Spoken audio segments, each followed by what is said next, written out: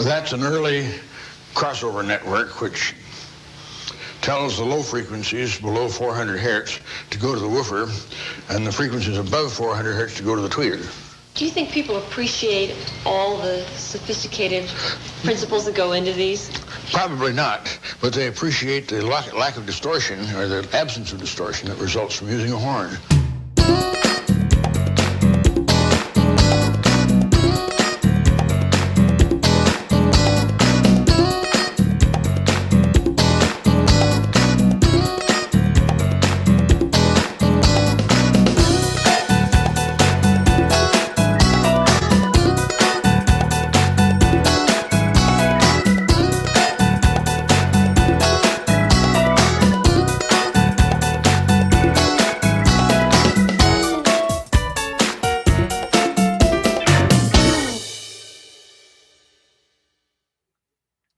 Hello and welcome to the Listening Lounge, brought to you by the Klipsch Museum of Audio History. My name is Matt Summers. I'm really excited to be here tonight around the world live. I've got three of my best buddies with me. Matt, you look cold, bro. Yeah, it is a little cold. It's a little chilly here. I've got Klipsch legend Mark Cassavant, who just went on mute. I've got Klipsch Heritage Ambassador Mike Dyer and Chief Bonehead himself, Rogelio Delgado Jr. Okay, you got the junior in there. My dad always made sure when I signed the loan, that I signed it Rogelio Delgado Jr. He didn't want me to mess up his credit rating. That's fantastic. Oh, well, welcome, gentlemen. We have an exciting show for everybody tonight. Thank you for joining the Listening Lounge. And as always, thank you to the Klipsch Museum of Audio History for putting this on. We've got a lot to talk about.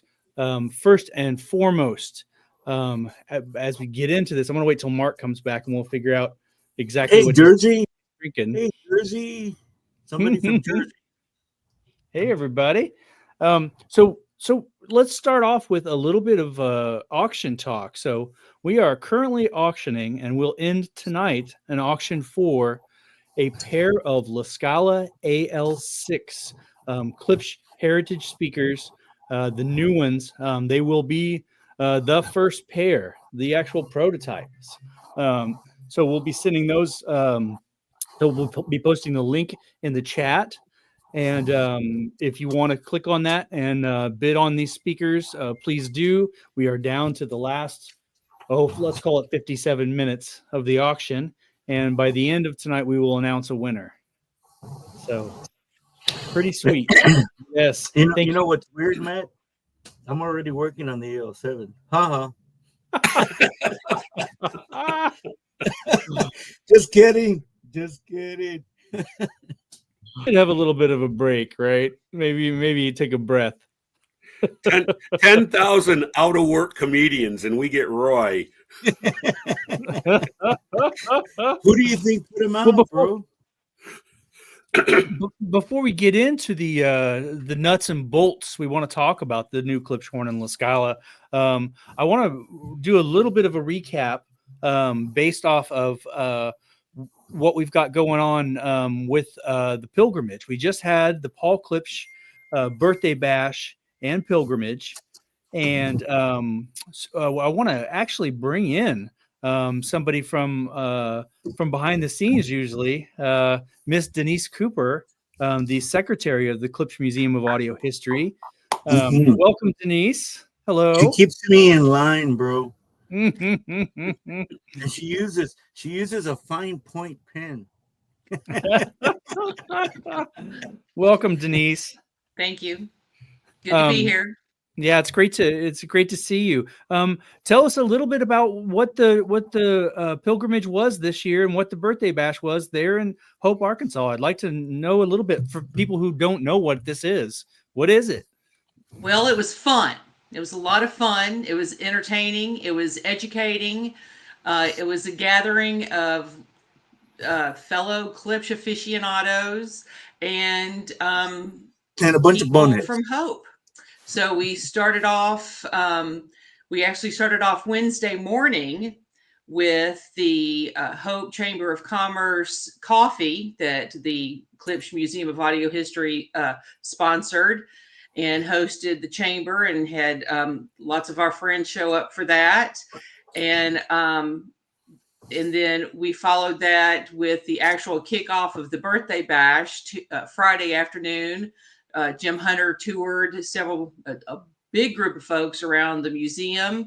And then we went and laid a wreath at Mr. Klipsch's grave site and said a few words about the impact that he had on Hope and continues to have on Hope. And then we went back and we had a little business. We had our annual membership meeting, and we talked about what all we've done over the past year, which has been a lot, and what we've got coming up, which is a lot. We've done a lot of work at the Visitor Center. It's looking great. We're having a lot of fun there. We've got some more work that's about to get started to make sure that that building stays whole and keeps everything protected and safe. And then we started listening to music. Who would have thought that we would be listening to music at the Klipsch Museum Visitor Center? So we had a system outside that was going on. We had all the systems inside were up and running. And my sweetie Tim Cooper was at the auditorium spinning tunes, and we had people who went over there to listen to tunes on those big speakers with that big 1802 thumping away. Apparently it was really nice. I know Mayor Don Still enjoyed that quite a bit. Hope Mayor Don Still.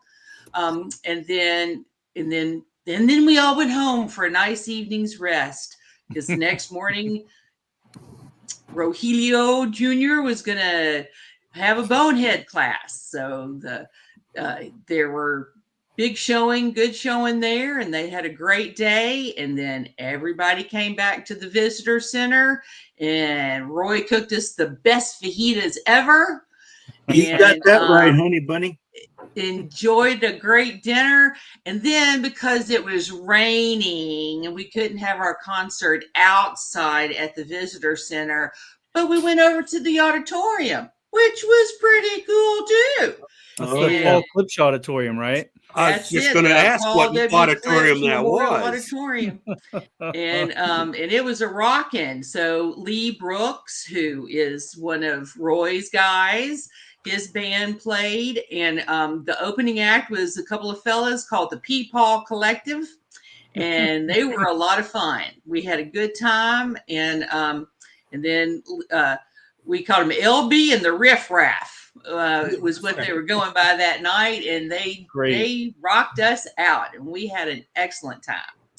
So if you weren't there, I'm telling you to mark your calendars for next year, because next year could be a big one, because it's, we're looking at the 10th anniversary of the starting of the museum, and so you never know what we could pull out next year. So I encourage everyone to make plans now to attend.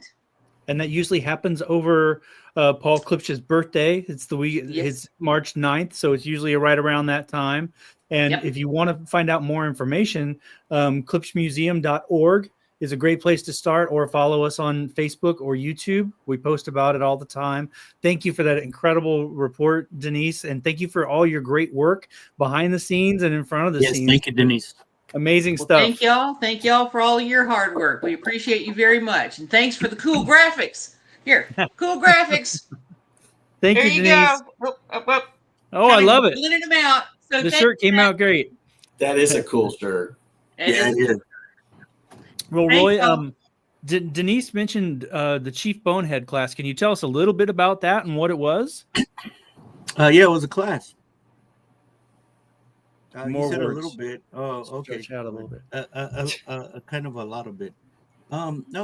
Basically what we did on this class, in November, I think it was November, we did a Bonehead class on the La Scala, passive versus active, and this class, I wanted to show the Klipsch horns, the speaker that started it all, the speaker that has made everything that we do possible. We did a passive and then the active. It was a full class as usual, and I was really grateful that all the people that attended. We had quite a few newbies that had come to to listen to this, and I had to rush them out of the lab. I had to scurry them out. I had to kind of like push them out because I told them the only reason I do this is because it's time to grill, bro. And I wanted to get back to the visitor center and grill 20 pounds of fajitas and 20 pounds of chicken. That is the fun part. That's the fun part. And the only thing that sucks about grilling is the last piece of meat. Then it's all gone. Yeah. So I take that last piece and I put it on there and I turn the flames down and I'm like, we're gonna make this piece last for a long time. Like jerky, bro. That's awesome. Well, that's a great. Yeah, great recap. It was kind of weird because it was cold and raining, but everybody ate. They were inside, and like Denise was saying, we had the 54, 57 Khorns playing. We had the 80s Khorns playing. We had Cornwalls playing. We had the Fortes playing, and people would get to sit down and play their music, and they were just going there and listen, and people waited their turn. Once that group was done, people would go in there and listen to their own stuff. So they got quite a bit of, I guess, from about 4 to about 7. People were listening to music, listening and listening. Imagine that, brother. That's what it's all about. Yep. And then we got over and listened to some live music. Yep. And then right after that, exactly, Mike, we packed it up. Everybody headed over to the Paul Klipsch Auditorium, and we had a couple of small speakers in there, some 535 4s, and an 1802, and and Lee was kind of panicking. He came up and he said, "Roy," and he was sounding a little hoarse, although I'd say more like a camel. But anyway, he come up and he said, "Man, I woke up with laryngitis this morning. I've been drinking tea and honey." And I said, "Bro, that's not gonna do it. You got to get whiskey, bro. Okay." So, but he nailed it. Him and his band, they freaking nailed it. And the Peepaw guys were, oh my gosh, they were doing really, really well. And yeah, live music. Imagine that as well. Well, one thing I'm going to add, Roy, is I've now for the last few years I've been going to all the museum activities in Hope, and this time I saw probably the widest spectrum of knowledge of the attendees, because normally it's really Klipsch gearheads. I mean, these guys know enough about Klipsch technology they could probably get a job from Roy working in the lab. This year. I barely hired Mark. Come on. This year, I was pleased to see guys that, they'd pull you aside and say, hey, I didn't want to sound stupid in there, but, I barely know the difference between a tweeter and a woofer. And, when you guys are talking about, boundaries and boundary reinforcement, what does that, so we're getting, opening this thing up to a wider spectrum of Klipsch nuts. Which is good. Education, bro. And I was wondering if that was Mark was asking you those questions. Kind of a hard nut to break, bro. Right, Mark? Who loves you, bro? You haven't said nothing, man. I'm trying to understand what you're saying, bro. Mark will have plenty to say, I think, when we get into the new product. I got to break in with a reminder. There's 15 minutes left in this auction, guys. So if you are interested in bidding, get over there now. The link is being posted in the chats. Let's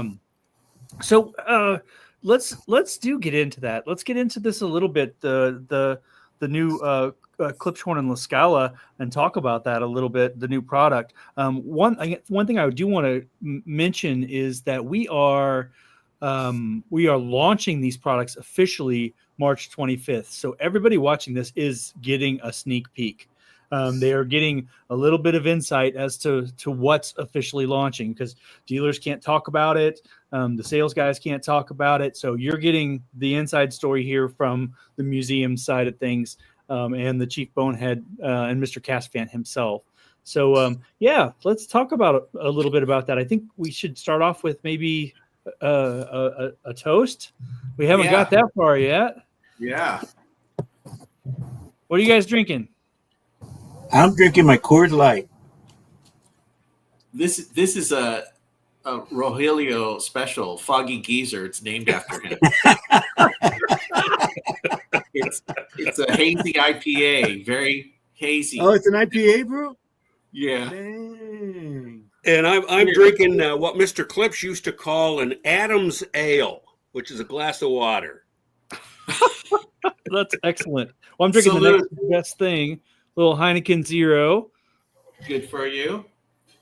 Cheers. Yeah, cheers guys. Everybody listening, it may help to have a beverage.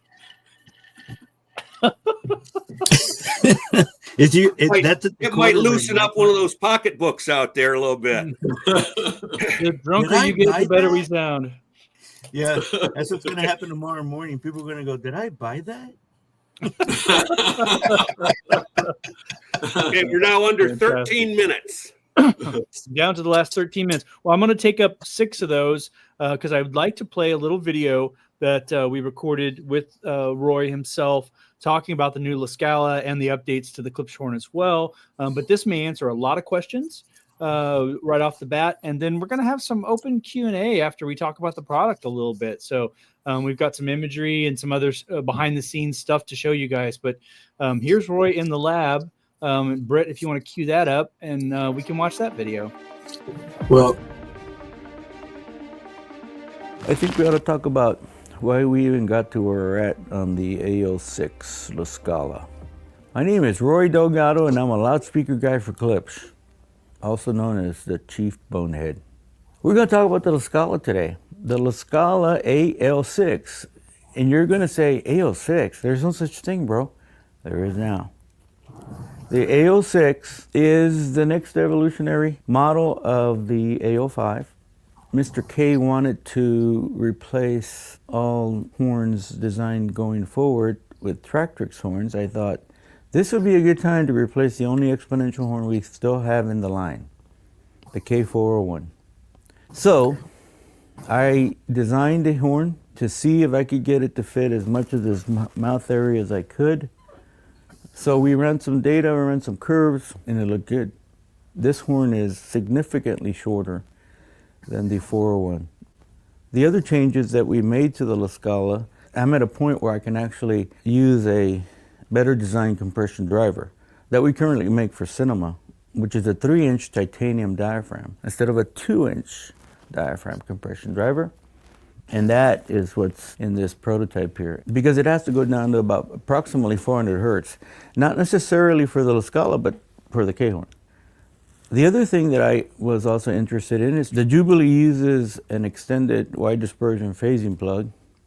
The Cornwall, Forte, and Heresy use a wide dispersion phasing plug.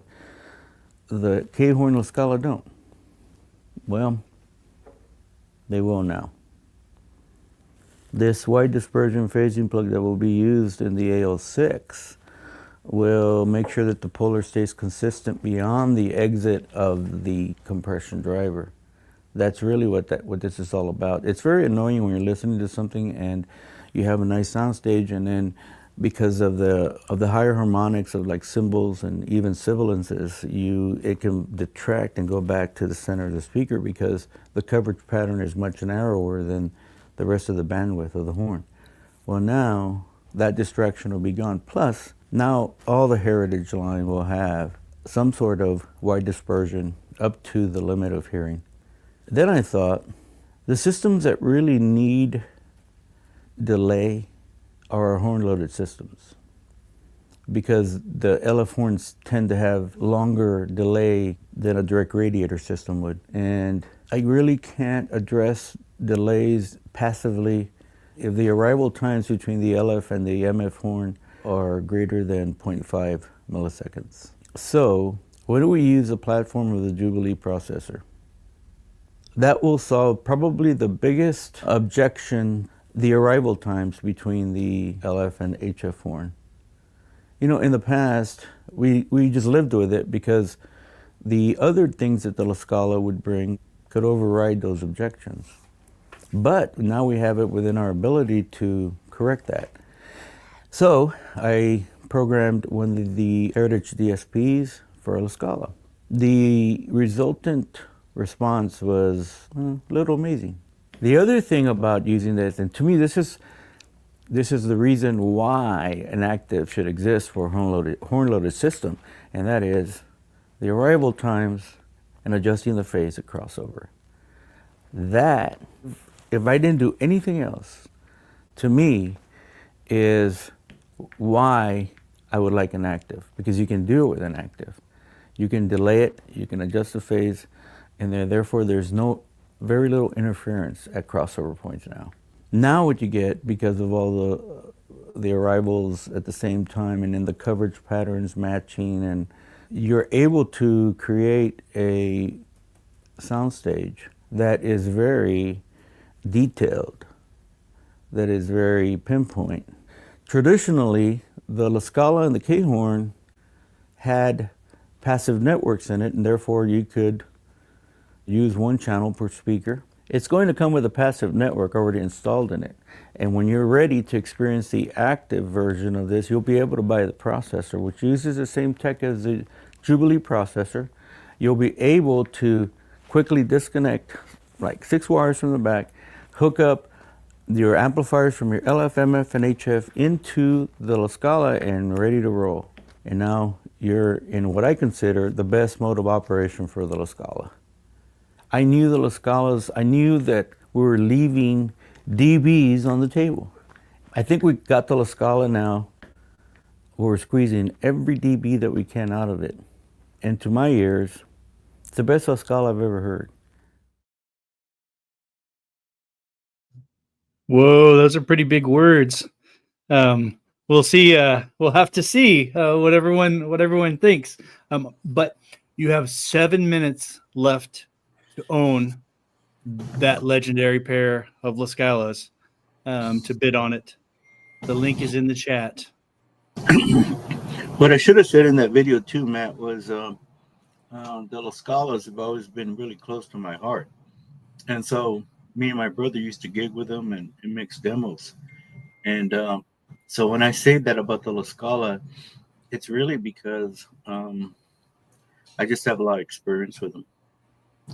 And you know what? And that video was done before I did kind of an extra trick with them. And that was added the horn load embedded system too. Yeah, let's talk about that a little bit. What does that mean? Yeah. What that means is the A05 uses basically a sealed backer chamber. And it's kind of like using a direct radiator system, using a sealed cabinet.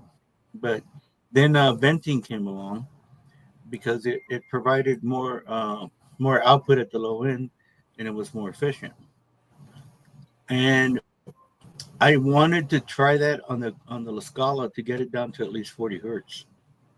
And so I didn't even tell the product guys, because who are they anyway? Just kidding. And we had some time, and I told the guys, let's play. And we were able to add some vents to the backer chamber, also decreasing the woofer down to a 12-inch woofer because it actually lowered the resonant point down. But because this woofer has a bigger magnet structure and a larger voice coil, we didn't lose any sensitivity, which was the key, and still be able to get down to below 40 hertz. That 12-inch driver is a badass driver, if I may say so. Yeah, it is. And so I once we did that, to me, that was we're there. In fact, I think I told I told Mark and Mike about what I'd done, and I told them, don't tell the product guys yet because they don't know. Remember that? Yeah, yeah. You wanted a big reveal. You know, the bottom line is, using the airspace of the La Scala, putting a more capable driver, more volume velocity, using the back wave of that driver. It's the low distortion, high efficiency story, more impact, deeper bass. I mean, this is delivering more of what Klipsch is famous for. I mean, that's a good thing. And the same space of the famous La Scala. It's we are in the 21st century, and we're listening to music that goes into the bottom octaves, and it's timely, for this. Not to mention the mid-range improvements, the high frequency improvements across the board. It's the beauty of the Klipsch evolution and revolution. It's the continual improvement that I think we honor Paul Klipsch with. Yes, absolutely. Absolutely. With the, and the way we honor Paul with that is not being content, because that's the way Paul was. He was not content. The way you honor Paul is also to bid on these speakers down to the final couple of minutes. If you're going to bid on them now. The link is in the chat. This is your chance. You get the active DSP with the pair as well. That's part of the package. So it's the full active version of the La Scala AL6 pre-production. It's a real meal deal. I'm just waiting for all the snipers to jump in and drive this up another 10 grand or so. Oh, yeah. The eBay moves in the last minute, right? 30 seconds, the countdown. No. That's I used to play those games. That's when I always lose out. Well, and that's really great to hear that, that even in that video didn't cover the new LF driver change, which got us, you got more dBs out of the low end. That's fantastic. So, and we talked a little bit about the horn. I wanted to mention a little bit more about the mid-range horn. There's a lot going on there. You said it yourself that Paul Klipsch said we live in the mid-range. That's where we live. And so tell me a little bit about what the improvement is in the mid-range, if you could, you guys. Well, Hey Roy, can I interrupt you for a second? With just about a minute to go, keep in mind that Klipsch, the speaker company, has been kind enough to donate these to the museum. The museum is going to get every nickel of the proceeds. So we need the cash. This is like when we do the telethon for your local public TV station. We don't have the towel set or the little stacked duckies or something. But please, if you're considering buying a pair of the new La Scalas, these are the ones you want to get. They're going to be signed by Roy. They're pre-production. They don't exist. They're a one-of-a-kind opportunity. So if you're even thinking about it, throw a bid in there, help out the museum. So I'm sorry, go ahead, Roy. Thanks, Mike. Yeah, that's great, Mike. No, it is. And Mr. I call him Tom, Mr. Tom Jacobs, and of course Mr. Paul Jacobs. They were there when Mr. K was around, like all of us were, and they understand what the museum means, because it was very, very. It was very near and dear to Paul's heart. So yep, and a big thanks to Bill Hendricks, because Bill actually won these and donated them back to the museum. Yeah, wow. Excuse me. So amazing. Well, generosity. And Bill, Bill used to work for a Klipsch dealer, and he met Paul, and so he understands what he got to hear firsthand, Mr. K. Right. And you know what? It's when Mr. K talked about audio and speakers and music and live music and stuff like that. I mean, it's very contagious. And so, and just like the mumps, they get infected. Oh, they get infected. I need a drum, a rim shot, and a cymbal. Oh my gosh! Boom, boom, boom. So the auction has ended. Congratulations to Mike M., longtime friend of the museum. Travis will be reaching out to you to make payment arrangements. Fantastic. Mike, you're going to love it. You won the item for a total of $22,050. Thank you so much for your generosity. Thanks to Bill Hendricks for bringing them back around again for auction. That's fantastic. Great job. Congratulations, Michael. Glad to see your name there. Heirloom. I'll tell you this about Michael. When we started doing teasers about the Jubilees, he bought a pair, and over a year later they got delivered. Wow. That's how much Michael is very supportive of Klipsch in the museum. He's I don't think he's missed Chief Bonehead since he got involved. He's always there. I mean, yeah, he's just a great guy, and when he's in the classes, I can always expect him to pin me up against the wall and ask me some really bad questions that I can't answer in front of people. So we sneak afterwards because he when I'm grilling fajitas, he's there with me, and he says, "Can you answer now?" And I go, "Yeah, I can answer now, bro." he's just a great guy. He really is. He's just a great guy. Well, and thank you to all of the bidders, everyone who placed a bid. We lots of friends and family bid on this, as well as some new folks we haven't seen. So this is fantastic. So really appreciate all of your support to the museum. If you'd like to continue that support, again, klipschmuseum.org. Check it out. And there's ways to donate and volunteer. And I'm looking at the comments to Wolfby. Don't worry about building a pair. We're going to be building lots more. Oh yeah.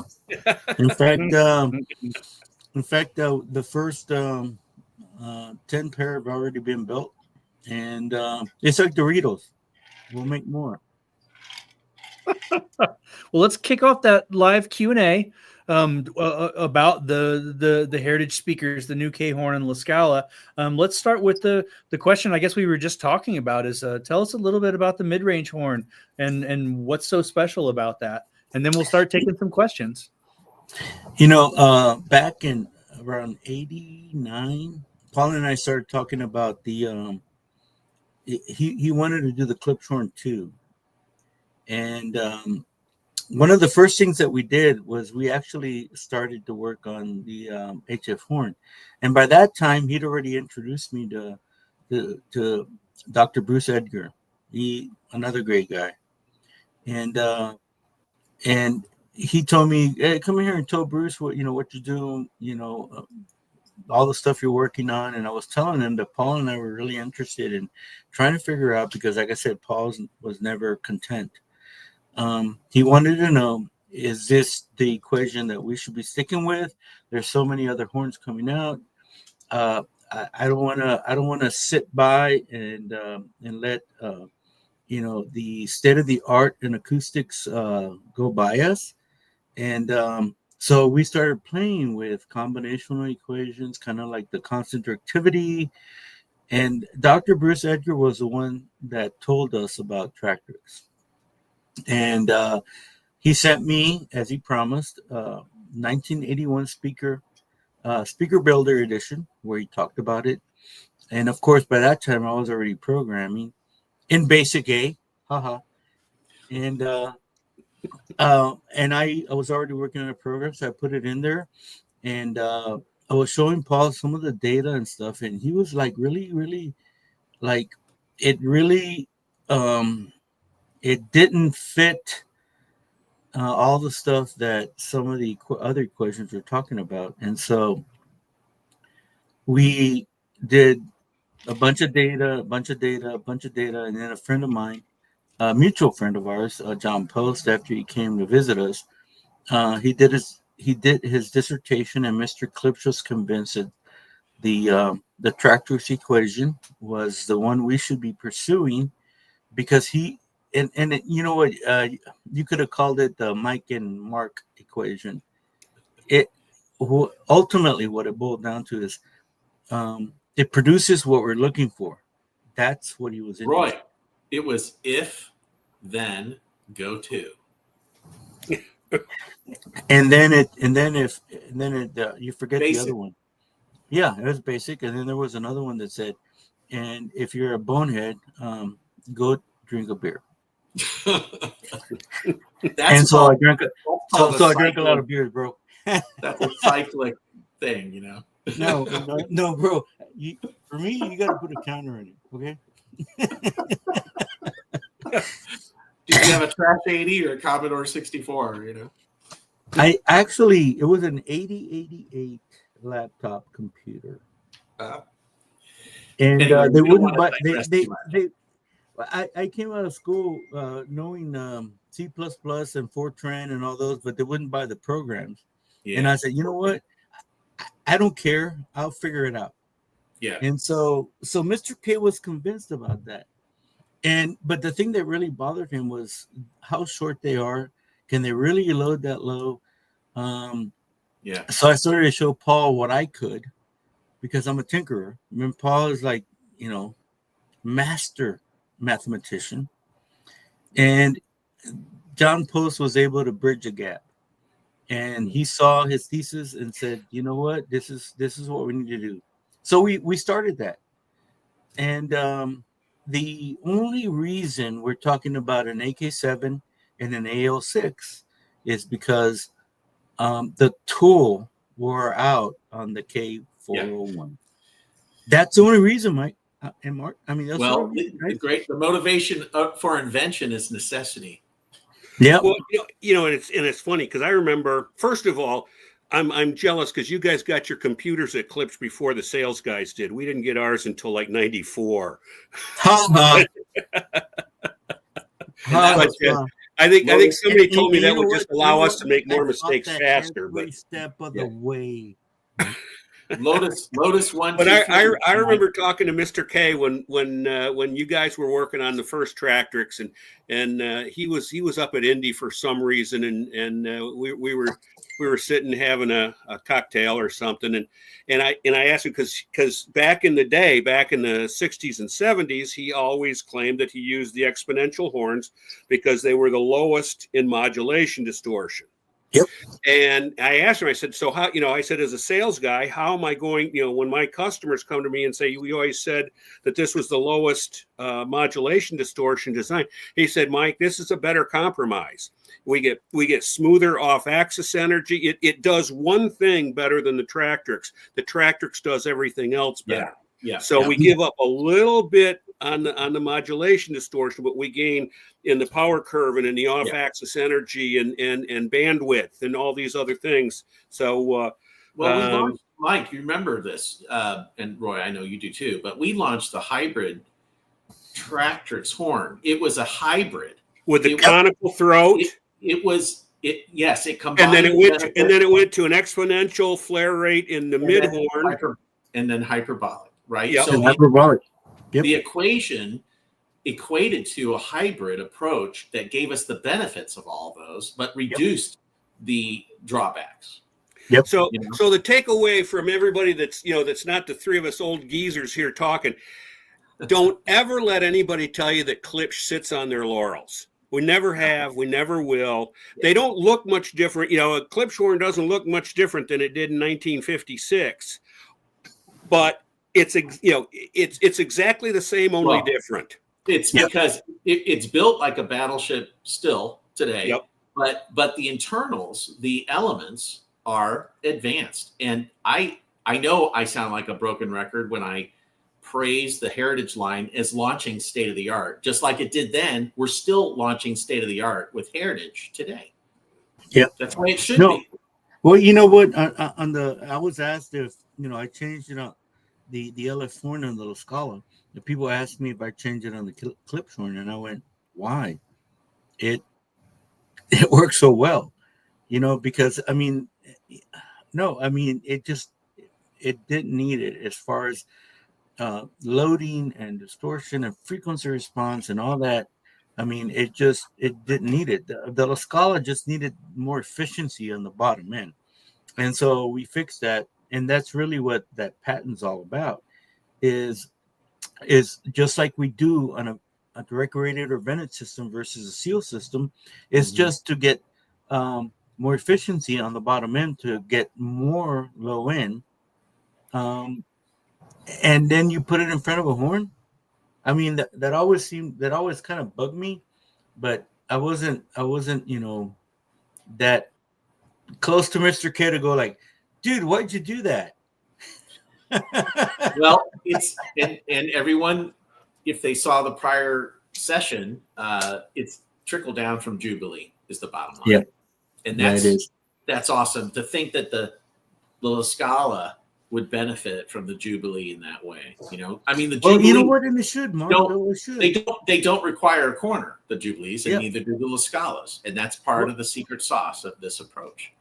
Well, I have some friends always ask me, it's like, how do we know, how do I, like, with the speakers in general, how do I know that, the rah-rah of the current line that they're introducing is real?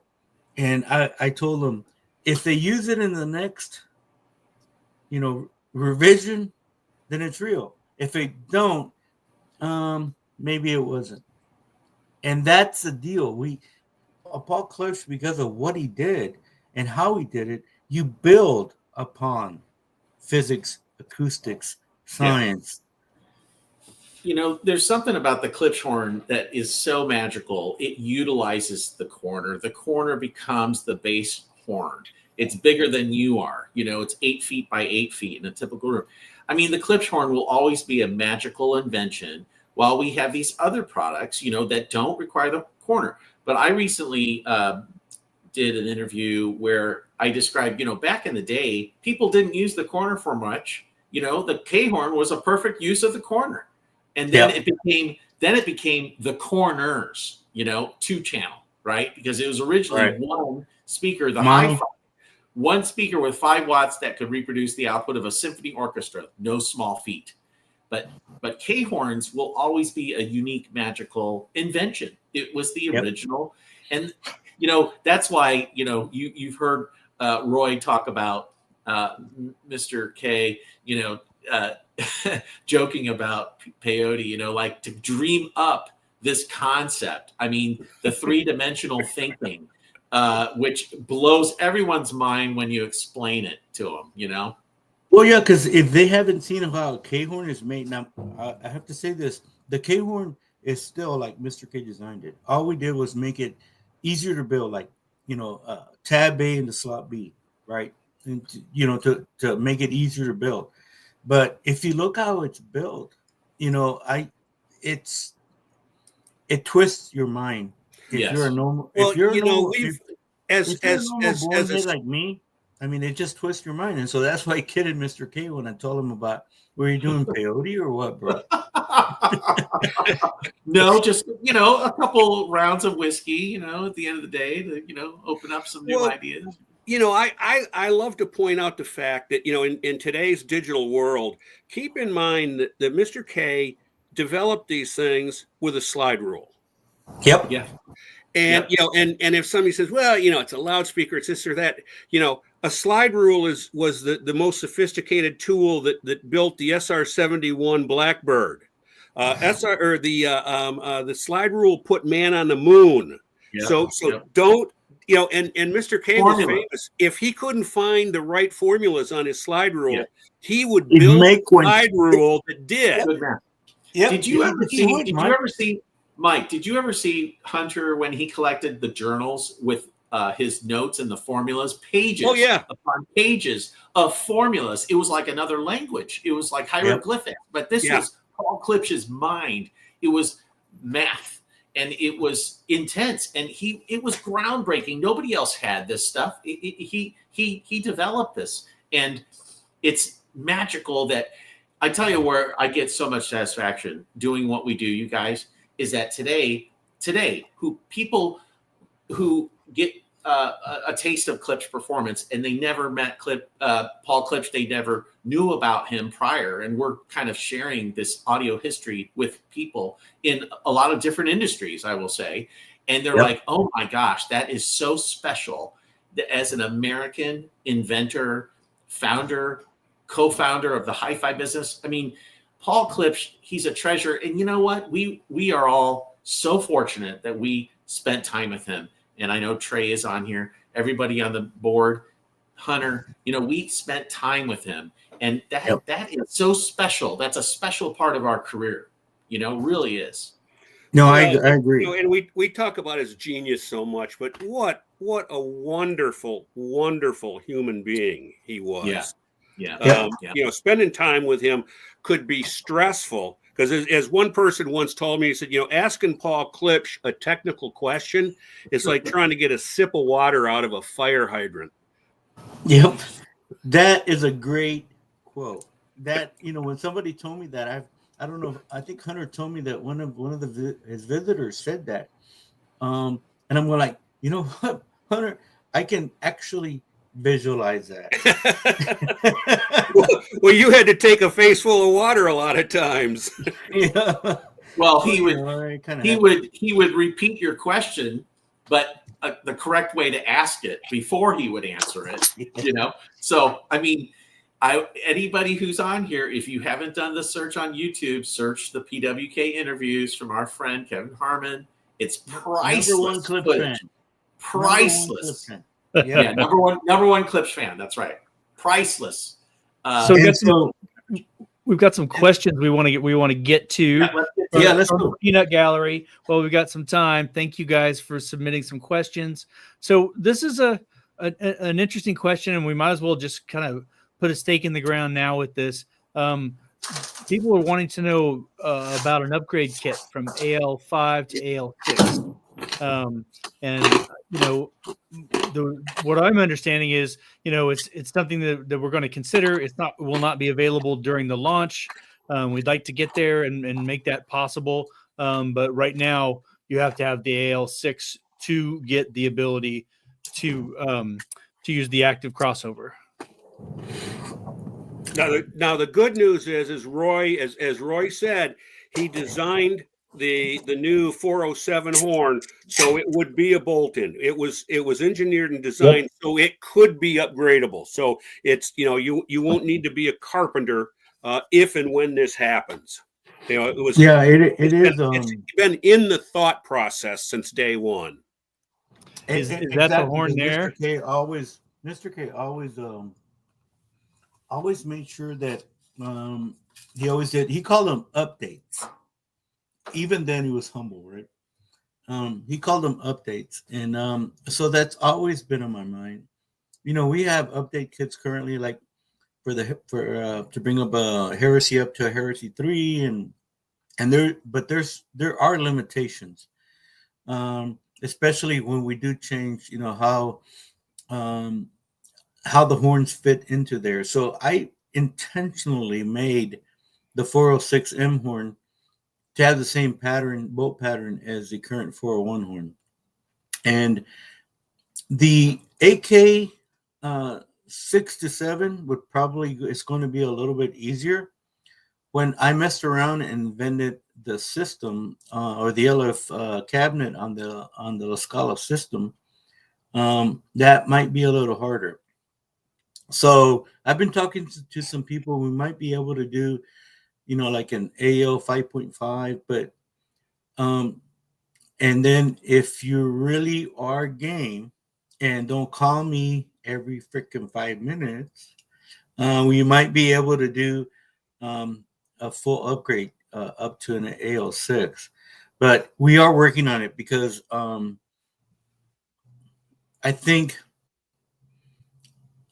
just think in the vein of Mr. Klipsch, the way Mr. K did, the way Paul wanted, there has to be an update path. Nice. That's just the way Paul was.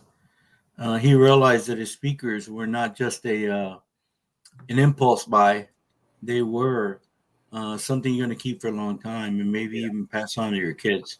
Yeah, and I would add that anybody who gets the new version, we're thinking that way as well. The upgrade path. You have your beloved tube 2-channel amp.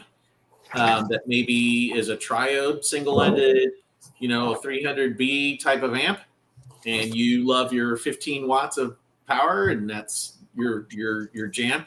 But you know, down the road, if you get the itch, you can take it to the next level with the outboard crossover. So you know, we're trying to accommodate the passion of you know, maybe a little bit of a traditional approach with these models, but then going into the digital age with, you know, some of this additional sophistication that Roy has described in detail, just the precision of the digital domain and blending of the transducers, the alignment in phase, and just all these things, customizing the approach. I mean, you're basically turning these into, if you will, digital powered monitors, which, you know, we do that too. And there are some really cool advantages with what we're doing in some of our more compact digital powered systems.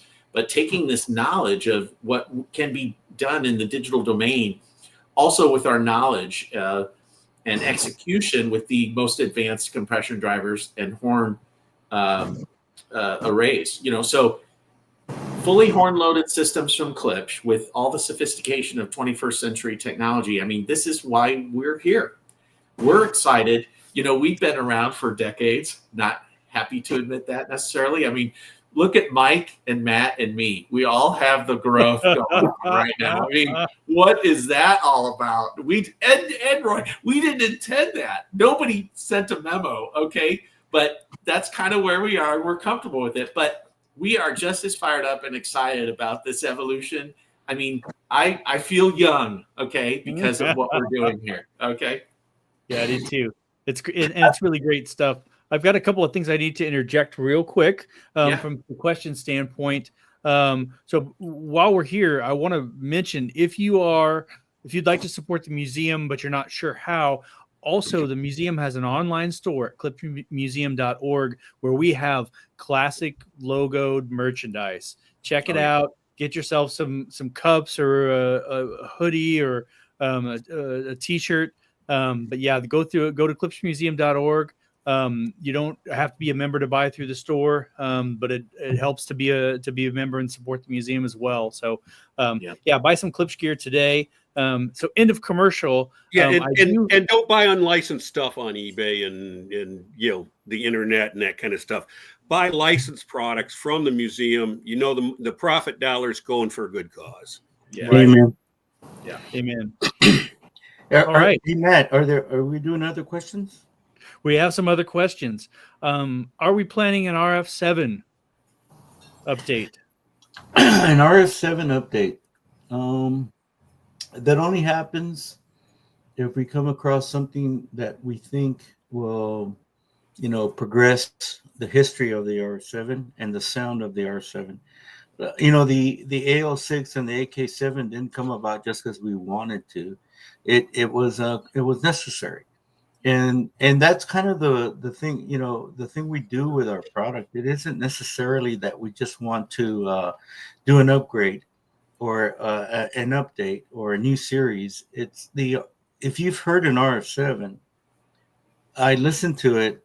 It just doesn't have that many holes in it. I mean, it really doesn't. It just sounds amazing. Now, if we come across something, because we are always pushing. Like I said, we inherited that trait, and I'm so glad Mr. K did that, because you have to remember he was 82 years old when I came to work for him. I mean, Mark, you've been hard-headed in setting your ways since you were like 35, bro. Damn. And so he was not setting his ways, and so but if there's a reason to do that, then we will. Yeah. And you know, think about trickle down technology, you know. Yep. I'll just say that. I'm going to leave it there, okay? You know, if and when, right? So we will not let it fester, you know, when the new gen, when it's time, it'll be time. And it'll be time. It'll be a solid update. You know, it's not going to be It's not going to be subtle. That's right. So the reference Premier line is very near and dear to our hearts. It's the modern aesthetic of Klipsch brand promise. And the reference and reference Premier, they're the ones that grab people and pull them into Klipsch. Yeah, just that's because right. It's an introduction to what lies beyond that, right? That's right. It is. Yes, it's our gateway drug. It is, and well, I wouldn't put it that way, Mike, but yeah, whatever you want to call it, But I tell you what, a pair of 5,000s, they're very. Oh easy yeah. to live with. I love those things, man. They're the Euro towers that will kick your butt. I mean, the 6,000s. I mean, they're modern, cool, and they kick butt, and they're very well priced. And the Atmos Theater you can build with all that. It's fantastic. Well, and Reference Premier, Klipsch Reference Premier is an automotive now, high-end automotive. It's on like Donkey Kong. All right. People are checking that out, aren't they? Travis, I said it. I mentioned it. Okay. The secret is no longer a secret. We can talk about that at another time. But delivering the brand promise. Real quick, Mark, I just want to interrupt you for a second because the automotive stuff has, when I hear people say, oh, another system that has been, has a logo slapped on it and, is off the shelf or whatever, I'm here to say you are wrong. Exactly. Mark Cassavant, bro. Mark Cassavant is doing that. Every step of the way, we are there helping with design, with tuning, with making sure we squeeze every ounce of experience out of this system. And Mark Cassavant is on the road constantly working on these automotive systems. Well, dude, and the boats. I mean, and you got to understand that's Mark Cassavant. His middle name is Klipsch. When Matt says you are wrong, you have to understand that Matt is the world's nicest human being, and he never says anything mean or vicious or anything. He's angry. Radar's teddy bear of the and we are working on Matt. We're working on Matt. Angry Matt. Oh, I love you guys. That'll bring it out for sure. That is awesome. Yeah. Oh, that just warms my heart, you guys. That's awesome. The bottom line is we are our own worst critics. We really are. And we have to be. And our own worst competitor too, Mark. Well, that's true too. How are we going to one up ourselves? That's no small task, right? We march to our own drum beat, just like PWK.